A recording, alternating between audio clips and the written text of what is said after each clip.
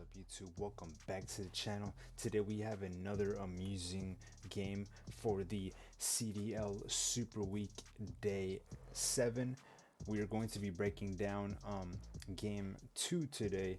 And if you don't know, if you just found this channel, if you tapped in Call of Duty League and you just saw this pop up on the timeline, I break down daily fantasy sports advice and salary based on Call of Duty. If you guys ever heard of Draftkings and FanDuel or Draftkings for this year, you can bet money on Call of Duty and make lineups based on players and salaries. So basically, on Draftkings, you can play contests that are basically like daily fantasy sports. For those of you who don't know, you are given $50,000 to play with, and you choose six, five players and one team to make a lineup with, and you play against other people. And based on where you place on a lineup, you can make money. So daily fantasy sports is a very fun game. It's a very fun way to watch your esports or your sports that you know and love, and make money on the side just by watching them. Just by knowing about the game itself, you can make money by taking advantage of price discrepancies and just value plays in the daily fantasy format for Call of Duty. So that's what I do in this video. I just break down that type of content here.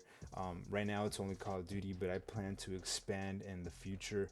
I plan to cover other games like Halo and Valorant and maybe CSGO. But for now we're sticking to Call of Duty, and today we have two very good teams going up against each other in the CDL Super Week Day 7. Like I said, this is the second game on the slate, and I'm going to be making these videos like this where I only talk about one game specifically per video because my GPU is too slow right now. I need to upgrade it so I can render stuff faster.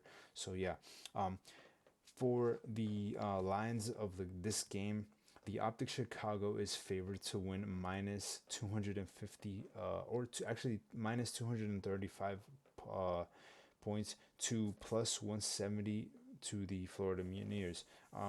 The Optic Chicago have looked very strong. They're a very strong hard point team. Um, you know, they are. I believe they've only lost one game, and it was to FaZe. They beat Toronto Ultra 3-1 in their previous game, and really, Optic Chicago is considered a top three team in this game. They're considered one of the top three, if not top two. Um, Ideally, they always win. Like you safely bet that they will win unless it's against like FaZe or something. So Chicago, they are a very hard point oriented team. They really like hard point. They win most of their hard points. That's what I'm trying to say. So they're a team that really goes off in the respawn department. So targeting any of their players is actually a pretty good bet. So when we look at prices, we look at Scump as the first player that we're looking at here. His flex price, which is his regular price, is 7,800. Um, his cap price is 11,700. I don't know that Scump is actually worth 11,700 in the cap position.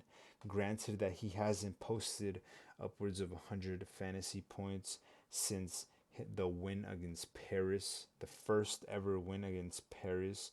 Um, I feel like Scump is a little overpriced in the cap position, and I believe that for his flex position, he might be a little overpriced as well. He hasn't really posted too much upside, but he is a decent player. You might get away with it if he goes off. But there's a lot of other players on his price range that I like better. Envoy at 9,000, I feel is like a very good play. He has a 13,500 cap price. Envoy is a really good player, really smart player. The previous game against LAG, he posted up 92 fantasy points. The game before that against Toronto, he posted up 132 points with 78 kills and 57 deaths. So he went very positive. He did very good.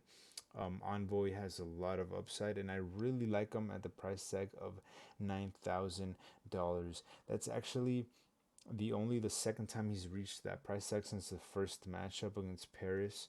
Um, he's been under $9,000 ever since, but I feel like at that price he's a really good play. Formal as well. He's a very cheap player. His cap is 10,200. His regular price is 6,800, and he posted 107 fantasy points last game against the Los Angeles Guerrillas. So we know that he has the upside. You know, he's capable of posting 100 plus points in Draftkings, and that's what makes his price at 6,800 playable. If you have that much money after you've constructed the core of your lineup, Formal is a very good play to have on your team. And the fact that he's playing for the fact that he's playing for Optic Chicago means that they always have the chance of 3-0ing a team. So he always has the chance of even, getting more points. Dashy's a great play as well. I just feel like he's extremely, extremely expensive at the captain price. He is second most expensive behind Hugh. He's 10,000 200 for his flex price, his regular price, and then he is 15,300 for his um captain spot. He does have a good upside. I mean, when you think about his upside, he's not that expensive. I mean, 15,000 300 isn't that much when his upside is like 124 fantasy points. He's posted that up against Atlanta. He posted 109 against Toronto and 121 fantasy points against LAG. So he's a very good player. So I kind of like take that back. He's not too expensive. I just mean he is very expensive, but he can pay that price down if you have him in the captain spot. Now, for if I had to pick any two players, I would probably pick Dashi and Envoy because those are the two sure shot players that are going to do very, very good. Dashi and Envoy are like a automatic lock for me because I think that they're going to win this matchup and I think they're the ones that are going to go off. Even though Formal has a good value on him, I just feel like Dashi and Envoy are the two players that I would pick if I had to in this matchup. Um, Optic Chicago's team prices are 5,100 for the captain spot, and the team regular price is 3,400. I would use them here. I think they're going to be Florida, maybe a 3-2 or a 3-1. Uh, but I think Florida might be doing a little bit better after they got swept by Paris. I don't think they just, continue to get ragdolled. But with that being said, on the other side, we have Awakening, the most expensive um, Florida player and top three most expensive player on the slate. Awakening actually hasn't posted more than 100 in fantasy points since the first game of their season against Toronto, where he was priced at 9,400. Now he's priced at 9,800, and he's only posted up 98 fantasy points and 85 fantasy points before that, respectively. So Awakening is very expensive for me.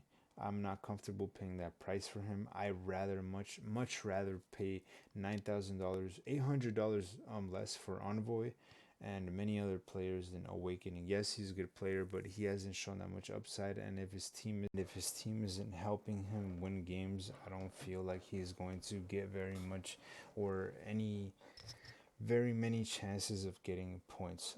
Skies is at 7,800. Skies was one of the players where I said last time they played that he was a very good value because they dumped his price all the way down. He was one of the cheaper players and he actually posted up 117 points. He returned on his value, and I said it.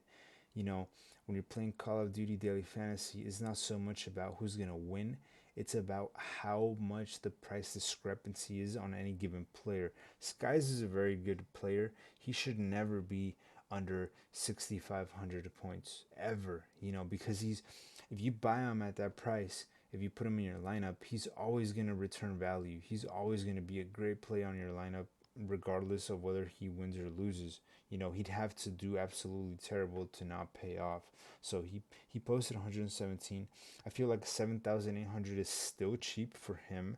For him personally, I think he's a very good player, but unfortunately, the team, I guess, is not doing good. They're not clicking. Um, so I'm probably not gonna play him unless I have a couple extra dollars to spend and I already have my core group together. As for Slacked, I feel like Slack, he's been the cheapest player in the slate for several days now. He's at $6,000 and $9,000 at the cap. He's posted up 60 points last game against Atlanta. That was a dud. He posted 88 the game prior against Paris. That was kind of a, I mean, he returned value on that, I guess. 88 points for 6,000, but 88 points doesn't really help your lineups when the winning lineups are like 500 plus, fantasy points. So I don't think Slacked is a really good play here. I don't think he showed any kind of upside so far. You know, um, yeah, I guess he meets his price. I guess he returns somewhat of a value, but he's not going to help you win contests because he never goes upwards of 100 points. And that's what you need for a player to really, really, break the slate or, make your lineup really stand out. And Neptune, I am completely fading. Um, I know he's a good player, and I know that he is not that expensive right now at 8,000. I just feel like Neptune is a relatively new player, and the team is really struggling, and we haven't really seen too much of him. Um, you know, other than like the first game where he posted 115 fantasy points against Toronto, we haven't really seen him too much. He posted 86 points against Paris, and then he posted 73 fantasy points against Atlanta. So we really haven't seen him that much. So I don't feel comfortable either paying 12,000 for him or 8,000. For the team prices at 39,000, we have cap price for Florida, and they are 2,600 for the team spot, the regular flex spot. Chicago, 5,100 for the cap spot and 3,400 for the regular spot. So, you know, I really think that Chicago is going to win. The lines say it as well. They're, you know, not even, but the I generally thought the line was going to be greater for Optic Chicago. I don't know, like minus 400 or something, based on how Florida has been performing. But I feel like this game might go down to the wire. I feel like Florida has absolutely nothing to lose now. They've gotten 3-0 by Paris, and I think the way is just up from now. They played phase the game before, and now they're playing Optic. So, they've had rough teams to play with after the Paris sweep. So, you know, I'll give them the benefit of the doubt. Maybe they pull out two games. Who knows? But yeah, I really think if I had to pick two players from Optic, Envoy, and Dashi, if I had to pick a player from the Florida side, I'd pick Skies for the most part. But yeah, that was the breakdown for this specific game. Um, Look out for the next game that I'll be talking about, Los Angeles Thieves against Dallas, and I'll be uploading that later today. And if you like the content, if you like esports, if you like betting on esports, if you like Draftkings, you know where to find me. I'll be creating content for the Call of Duty League for many, many years to come until it ceases to exist. So yeah, if you like the channel, leave a like, leave a dislike, leave a comment if you watched all the way through, and thanks for the viewership.